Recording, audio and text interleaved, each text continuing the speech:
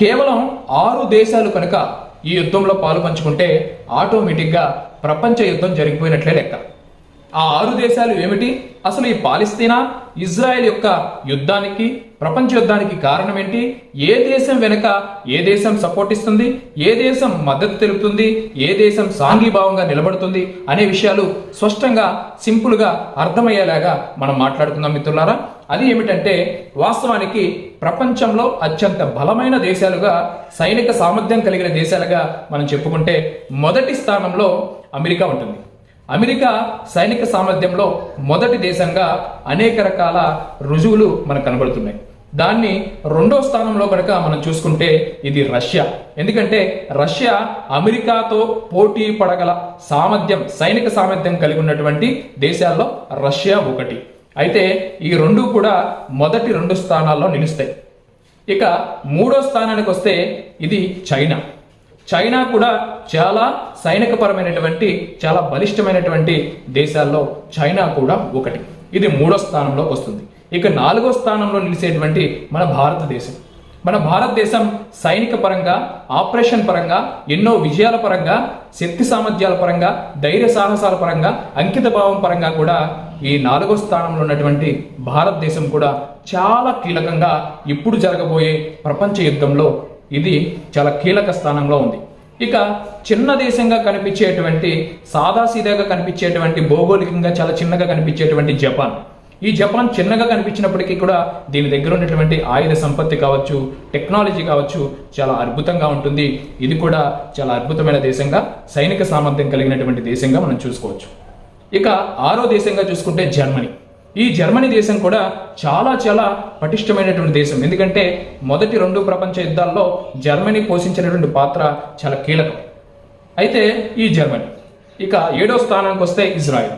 ఈ ఇజ్రాయెల్లో కూడా చాలా సైనిక సామర్థ్యం, టెక్నాలజీ, ఏదైనా ఎదుర్కోగల టాలెంట్, పటిష్టమైనటువంటి టెక్నాలజీతో కూడినటువంటి ఐరన్ డోన్ వ్యవస్థ, దీంతో పాటు ఆ యువకుల్లో ఉన్నటువంటి దేశభక్తి, ఇవన్నీ చూసుకుంటే దీనికి కూడా అద్భుతమైన చరిత్ర ఉంది. ఇక్కడ మనం చూసుకుంటే కనుక అసలు ప్రపంచ యుద్ధం ఎందుకు మొదలవుతుంది, ఏ దేశాలకు ఏది సపోర్ట్ చేస్తున్నాయో చిన్నగా మాట్లాడుకున్న తర్వాత ఆ 6 దేశాలు ఏ దేశానికి సపోర్ట్ చేస్తే యుద్ధం మొదలవుతుందో అనేది మీకు చెప్పే ప్రయత్నం చేస్తాను. అయితే ఇక్కడ సింపుల్గా మనం మాట్లాడుకుంటే మిత్రులారా, ప్రస్తుతం పాలస్తీనా, ఈ పాలస్తీనా అయితే ఏదైతే ఉందో ఈ పాలస్తీనాకి ఆల్రెడీ పాకిస్తాన్ మద్దతు తెలిపింది, ఆఫ్ఘనిస్తాన్ కూడా మద్దతు తెలిపింది. ఈ 2 ఏదో తొగడా దేశాలు అయ్య కొట్టుకుంటే వాటికే తిండికి దికానా లేదు, కానీ ఈ 2 దేశాలు సపోర్ట్ చేస్తే ఏమవుతుందిలే అని అనుకున్నప్పటికీ కూడా ఈ పాకిస్తాన్ దగ్గర కొన్ని రకాల అణువాస్త్ర సంపద కూడా ఉంది. అణువాస్త్రాలు కూడా, అణుబాంబులు కూడా పాకిస్తాన్ దగ్గర ఉన్నాయి. వీళ్ళు ఒక మూర్ఖులు, అవసరమైతే కొంత డబ్బు పడేస్తారంటే వీళ్ళు కూడా వెళ్ళి అక్కడ బాంబులు వేసేటువంటి ప్రమాదం కూడా ఉంది.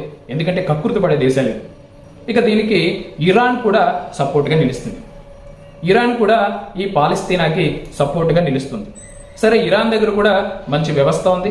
వాళ్ళ దగ్గర కూడా కొన్ని రకాలైనటువంటి ఆయుధాలు ఉన్నాయి, ట్యాంకులు ఉన్నాయి, యుద్ధ విమానాలు ఉన్నాయి, ఇంకా బాంబులు ఉన్నాయి, ఇంకా చాలా వరకు ఉన్నాయి. ఒక రకంగా చూసుకుంటే ఆర్థికంగా కూడా పర్వాలేదు అనిపిస్తుంది. ఎందుకంటే వాళ్ళ దగ్గర ఆయుల్ నిల్వలు ఎక్కువగా ఉన్నాయి. ఆ ఇతర దేశాలకు అమ్ముకుంటున్నారు, తద్వారా డబ్బు సంపాదించుకుంటున్నారు. ఈ రకంగా ఇరాన్ కూడా ఈ పాలస్తీనానికి సపోర్ట్ చేస్తుంది. ఇక మనం చూసుకుంటే పాలస్తీనా, ఇరాన్, పాకిస్తాన్, ఆఫ్ఘనిస్తాన్ ఈ 4 దేశాలే కదా, పర్వాలేదులే అనుకుందాం అనుకుంటే ఇక్కడ అసలు చిక్కొచ్చింది ఏంటంటే రష్యా. ఈ రష్యాకి ఇరాన్కి ఉన్నటువంటి కొన్ని రకాల సంబంధాల ద్వారా ఈ రష్యా ఖచ్చితంగా ఇరాన్కి మద్దతు ఇవ్వాల్సిన పరిస్థితి. ఇరాన్ చూస్తేనేమో ఇక్కడ పాలస్తీనానికి మద్దతు ఇస్తుంది. ఈ రకంగా చూసుకుంటే ఇక్కడ 5 దేశాలు ఇజ్రాయెల్కి వ్యతిరేకంగా నిల్చున్నాయి. అర్థమవుతుంది కదా.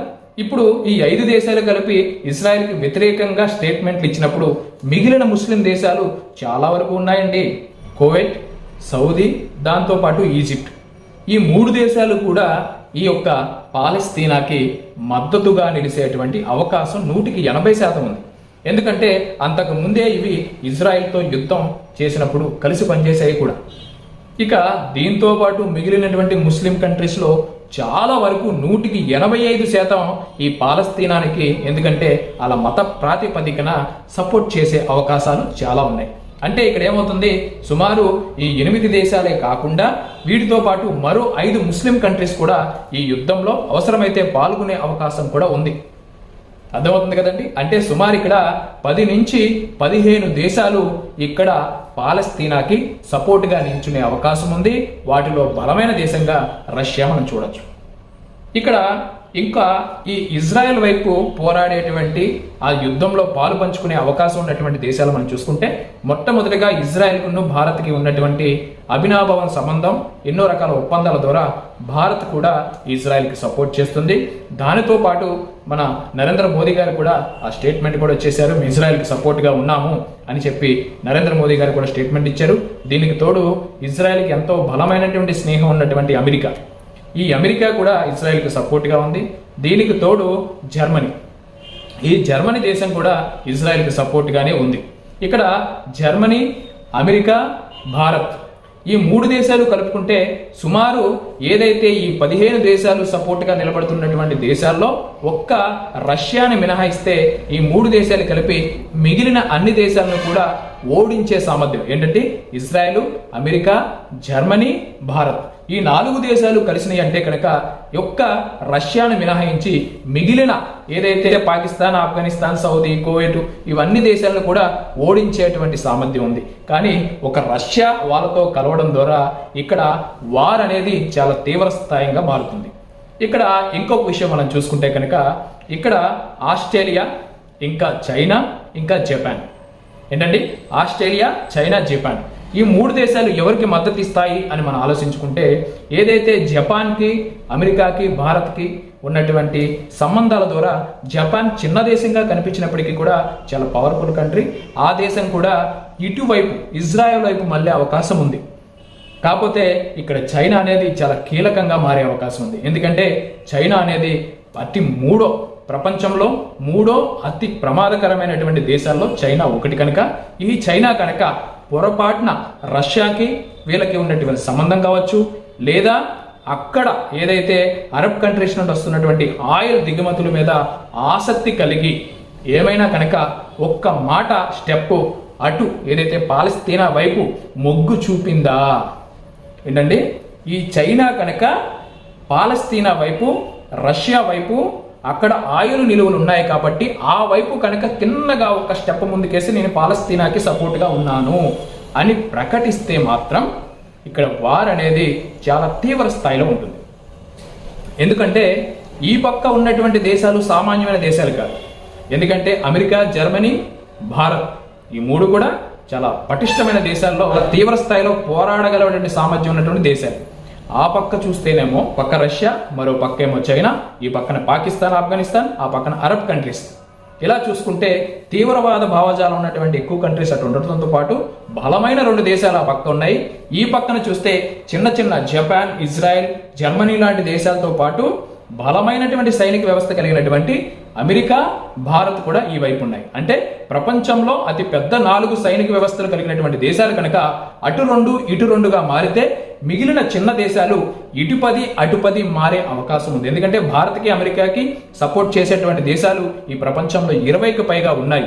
ఎందుకంటే వీళ్ళు పిలుపునిచ్చిన యుద్ధంలో పాల్గొన్నా వీళ్ళకి సపోర్ట్గా 20 దేశాలకు పైగా ఈ యుద్ధంలో పాల్గొంటాయి. అటు చైనా చూసినా, రష్యా చూసినా కూడా ఆ వైపు కూడా కనీసం ఒక 10-15 దేశాలు అటువైపు కూడా సపోర్ట్ చేస్తాయి. అప్పుడు కనుక ఇటు 20 దేశాలు అటు 20 దేశాలు కనుక యుద్ధం చేసుకుంటే ఇది ప్రపంచ యుద్ధం అవుతుంది.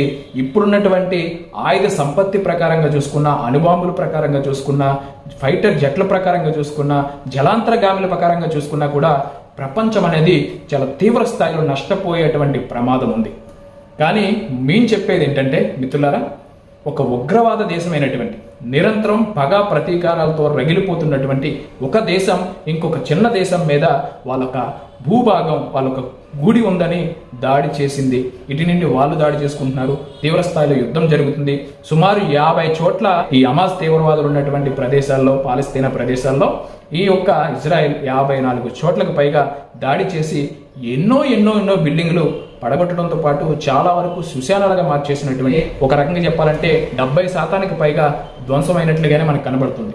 కాకపోతే ఇక్కడ కనుక ఏదైనా లాభం ఆశించి కనుక ఈ దేశాలు ఒకదానికి ఒకటి సపోర్ట్ చేసుకుంటూ కనుక వెళ్ళాయంటే మాత్రం ప్రపంచ యుద్ధానికి మాత్రం ఖచ్చితంగా దారితీస్తుంది. ఈ ప్రపంచ యుద్ధంలో భారత్ కూడా ఇంకా తప్పనిసరిగా పాల్గొనక తప్పని పరిస్థితి.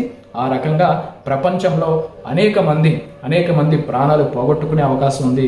ఎందుకని మనం ఏం చేద్దామంటే ఆ రెండు దేశాల మధ్య ఉన్నటువంటి ఆ రెండు దేశాలు గొడవగానే భావించి ఆల్రెడీ చైనా ఇజ్రాయెల్కి కొంత సపోర్ట్గా ఉన్నట్లుగానే చెప్పింది, కానీ అది జిత్తురుమారిన నక్క కాబట్టి ఆ చైనాని మనం నమ్మద్దు. భారత్ కనుక ఈ వైపు పోరాటానికి దిగితే ఖచ్చితంగా దెబ్బలో దెబ్బ కొట్టేద్దామని చెప్పి చైనా ఆ వైపు అడుగు వేసేటువంటి ప్రమాదం కూడా ఉంది.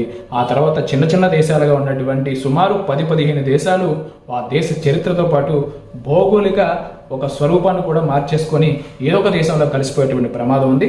అందుకని ఏం చేసినా ఏం చెప్పినా కూడా వచ్చేటువంటి 5-6 సంవత్సరాల్లో మాత్రం ప్రపంచ స్థాయిలో చాలా భారీ యుద్ధాలు జరిగే అవకాశం ఉంది. ఎందుకంటే ఆల్రెడీ ఉక్రెయిన్ రష్యా యుద్ధం అనేది తీవ్ర స్థాయిలో ప్రభావం చూపించింది.